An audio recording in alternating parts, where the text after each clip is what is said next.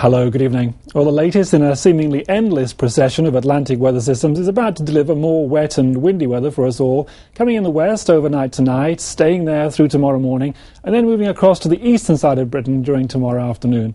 That'll give western areas the chance to brighten up for a while, but there's even more rain to come for the west tomorrow evening.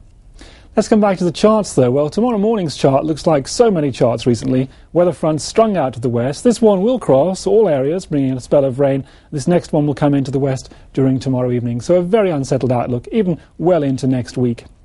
As for tonight, most of the rain in the north and west, mild everywhere, but windy, especially in the northwest, where there'll be gales or even severe gales in places. And then tomorrow morning, the east will start dry and bright, but there's the band of rain that will cross to eastern areas during the day, probably late in the day before it reaches the southeast, and some brighter spells for the west, but then the next spell of rain will come during tomorrow evening. Temperatures tomorrow, pretty mild for us all, I think, for part of the day at least, up to 10 or 11, but turning cooler as the brighter weather comes into the west later. Good night. Power Gen, generating electricity whatever the weather.